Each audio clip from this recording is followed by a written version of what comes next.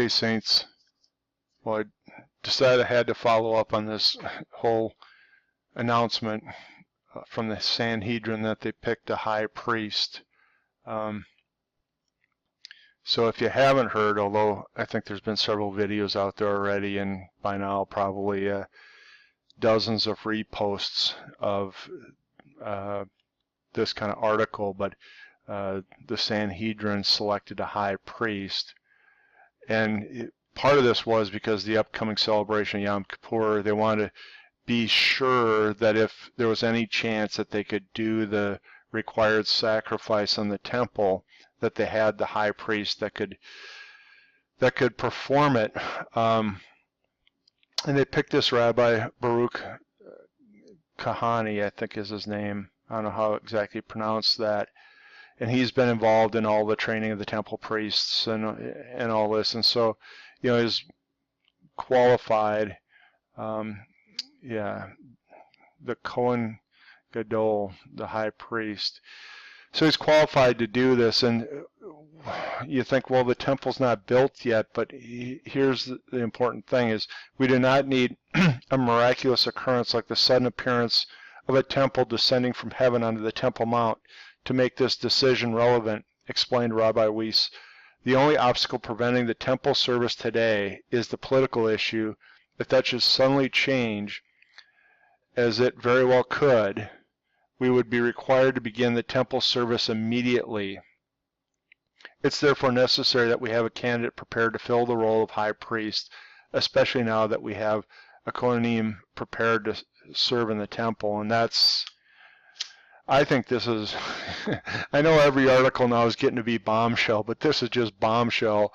And I watched a couple of the other people that reported on this, and, you know, they report on the fact, oh, this high priest was selected and all, but, I mean, guys, this is big time biblical.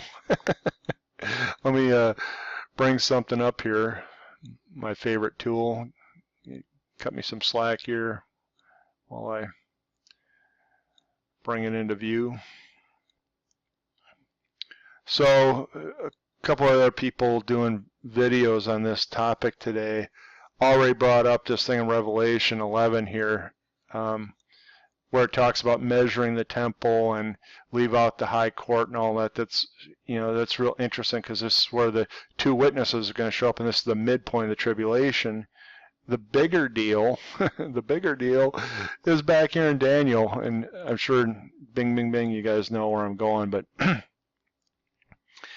and he shall confirm the covenant with many for a week, and in the midst of the week he shall cause the what? The sacrifice and the oblation to cease. That means, right, the beginning part of the week, the sacrifice and the oblation is happening. And that's killer because they need a high priest, and according to the current Jewish rabbis, they don't need the temple, they don't need the red heifer, they don't need all this. Well, maybe they need the red heifer slaughtered. I'm sure they're going to have purified implements, but it sounds like they could be ready in less than a week. And their thought in the article was, in case the political environment would allow them to do the sacrifice for this coming Yom Kippur, which, I don't know, I think that's October, according to the way, sorry, that they're looking at the calendar. I'd have to confirm that offline. But, man, that's a big deal in my mind. They're preparing to do the temple sacrifice, and they've chosen the high priest, and they think they could start in a week. I hope you get where this is going, which means that Daniel's 70th week could begin with only a week's notice, right? It's not waiting for the temple to be built. I mean, it's waiting for the covenant to be confirmed, but it's not waiting for the temple to be built. In terms of setting up the sacrifice and oblation, they only needed a week. So we don't really know what confirming the covenant is yet. Are they confirming some sort of covenant that's already in place, like the Saudi Arabian peace agreement, or the, you know, any of these others, Oslo Accords, all these other different things have happened, or is the covenant more of a the covenant of God, promising to give the Jews, a place where His eyes are always on, is the Israel and the temple, right? I mean, it depends on what confirming the covenant means, and does that have anything to do with this thing that we saw is going to happen from September 4th to the 23rd in Jerusalem? We did that video just a day or two ago. I'm not sure what confirming that covenant means, but the sacrifice and oblation starts in the first half of the tribulation, and they only need a week to be ready. So, I don't know, get fired up, saints. I know it's hard to stay on the edge of your seat all the time, but man, just chalk it up. Just think of this. Into eternity, you're going to be able to say, oh yeah, I remember. I mean, I don't know what it's going to be like conversation-wise in heaven, but I'm imagining we're going to say, oh yeah, I saw when, they,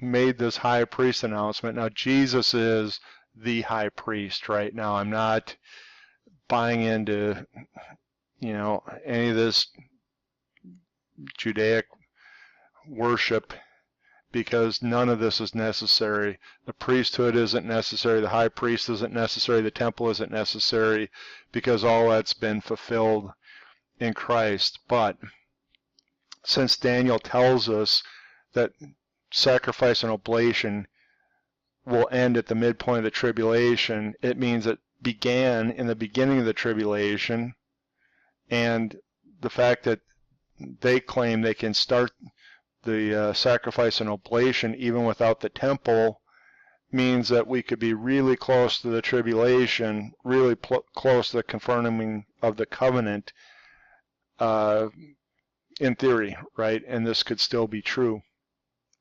So be excited, saints. I mean, maybe we're here for a while, but wow, is this ever something? God bless.